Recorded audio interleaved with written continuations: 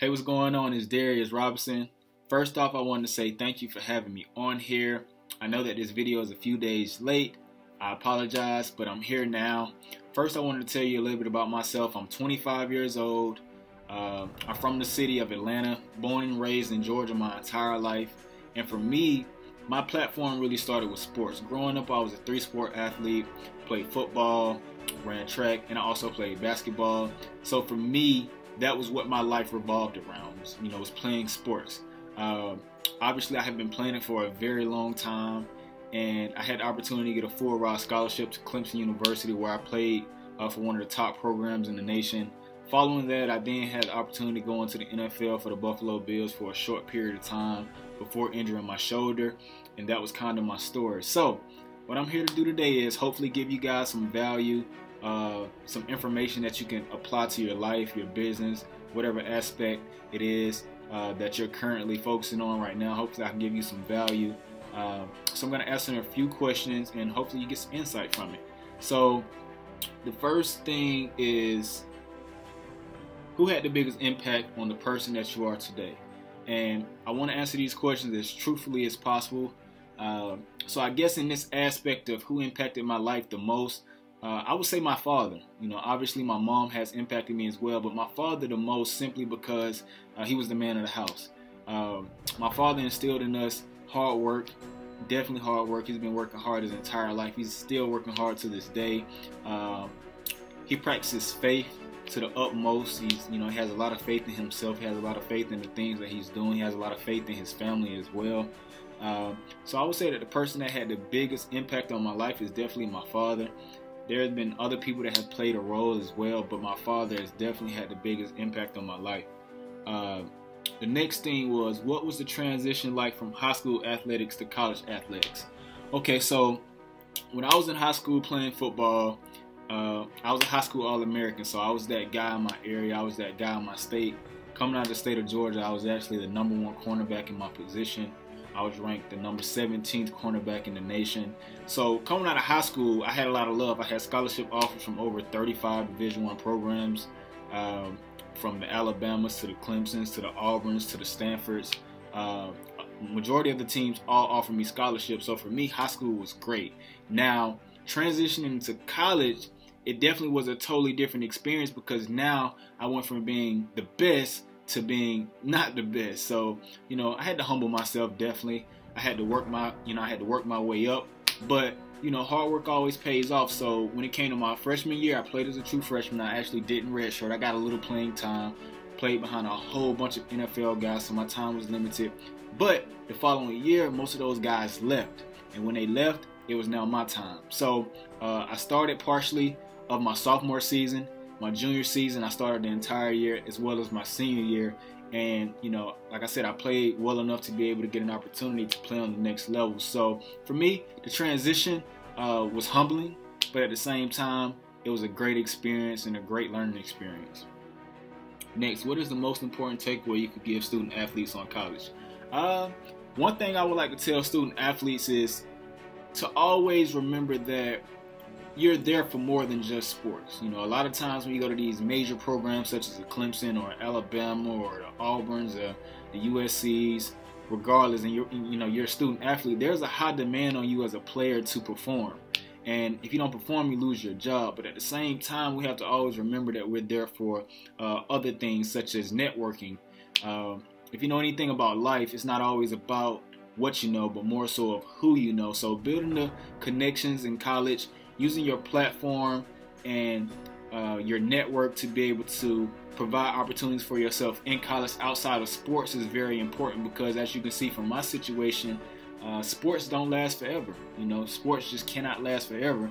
Eventually your body will take so many hits and that you won't be able to play, or it may just be the ending of your career for whatever reason. So just being able to connect with other people, being able to network with other people, create opportunities outside of sports, because it's very, very important. Yes, sports can be used as a great platform, but remember, school is not just about the degree and the education that you get, but it's about building that connection and relationship. Because just say, for an example, my best friend in my class, he's the future president of the next biggest company.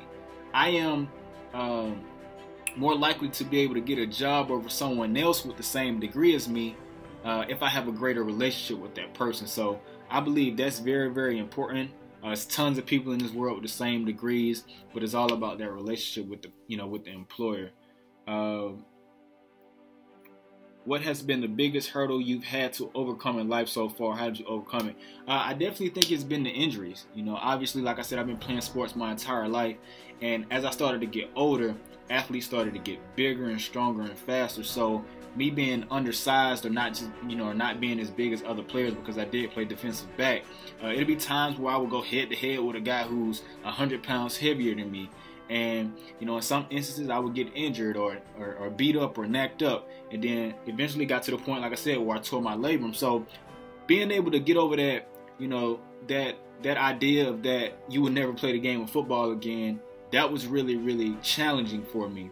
However, because I was well prepared and I had great resources around me while I was in school, I was able to provide other opportunities for myself, so that when sports did end for myself, I wouldn't be like most players. A lot of players that leave the game of football, they don't know what to do with their lives. I was totally different, completely different.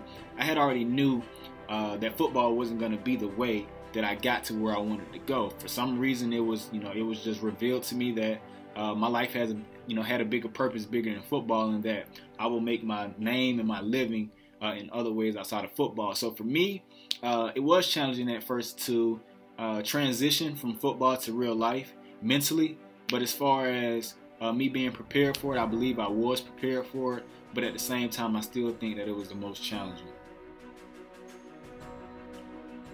How did you first get interested in learning about network marketing? So this conversation is about to get a little bit deep right now. So as a student athlete, while you're in school, obviously people see the glamour, you're on TV and all of this stuff, but people fail to realize that student athletes, they all live under poverty. So the amount of income that student athletes are giving in their stipends and stuff, regardless of a free education, they're still living under poverty. So when it comes to necessities in life, a lot of the times we don't always have money. Unless you're taking it illegally, of course, but then that's when the NCAA will step in and you will, hit violations and all this stuff. So if you want to do things the right way, you have to live with the things that are given to you. So for us, we didn't have much money in college. So for me, when it came to looking for more opportunity, I had to find a way where I can make money without it taking too much of my time, because football had a high demand on my life.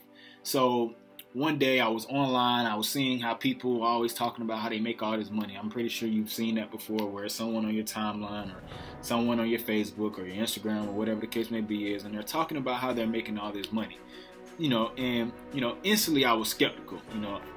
Ideally that's everyone's first impression when they see anything like that, is this person is a scammer. This person is doing something illegal. And for me, I had no money. So at the end of the day, I was very optimistic about it, and I was very open to it, because I'm like, hey, look, at the end of the day, what do I have to lose? Money comes and goes regardless. So if you got $300 in your bank account right now, and you're just saving it up, eventually you're going to spend that $300 on something in life that comes up. So I use that perspective when it came to being open to network marketing, because a lot of people aren't open to network marketing. So I seen a guy, he was talking about how he was making $10,000 a week and da-da-da-da-da-da-da. So instead of me just saying, no, there's no way that's possible, it's not real, I reached out to the individual.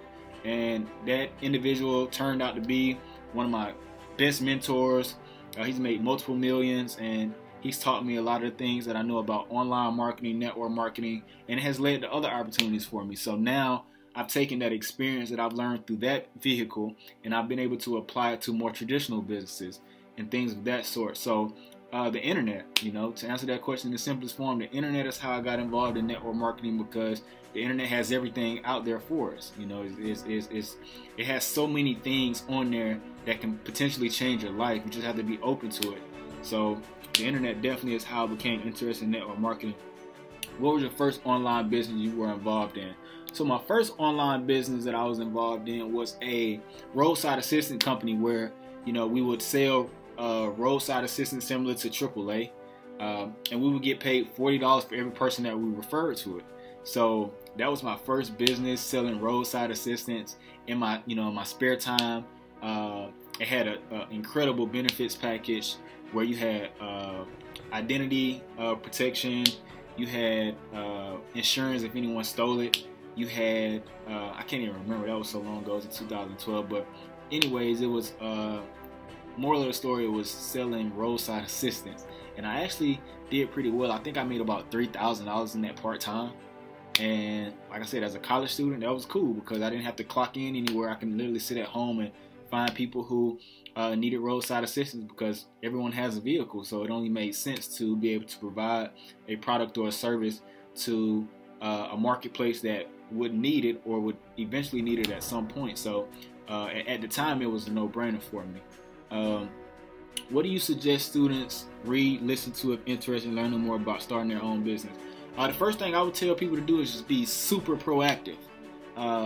Remember, a lot of the things that you're in school to learn is more so of a systematic approach. It's not the untraditional way of making money.